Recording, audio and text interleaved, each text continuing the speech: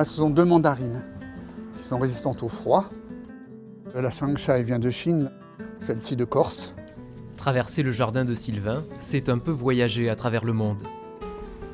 Alors, celui-ci, c'est un cédrat de Papouasie. Ouais, un cédrat de Papouasie. Nous sommes pourtant à Bergerac, au mois de novembre. Ça, c'est le yucco, il était en voie de disparition. Alors, tout se mange, les enfants ceux du Japon, croquent dedans comme ça, légèrement sucré. La passion pour les agrumes de cet ingénieur agronome de formation a commencé en 2012, avec ce qui pourrait pourtant ressembler à un raté. Le début, c'était sur un citronnier qui est mort, comme beaucoup de gens, et c'est le porte-greffe à 3 feuilles qui m'a mis la puce à l'oreille, et j'ai commencé à étudier les agrumes.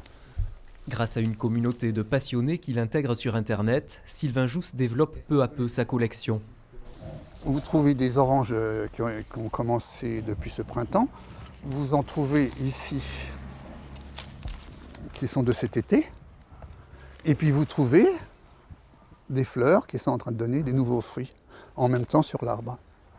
La plupart de ces arbres sont en pleine terre et résistent grâce à un choix judicieux des porte-greffes et une patience infinie pour sélectionner les plants les plus résistants. Il ne faut pas que les gens croient qu'ils vont pouvoir mettre leur citronnier dehors.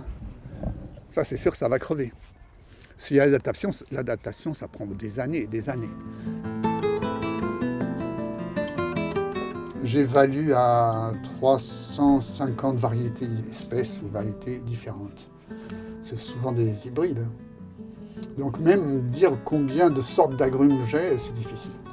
Après seulement une petite dizaine d'années de collection, Sylvain Jousse fait figure de référence dans le milieu et rien ne semble plus pouvoir arrêter la folie douce de ce passionné d'agrumes.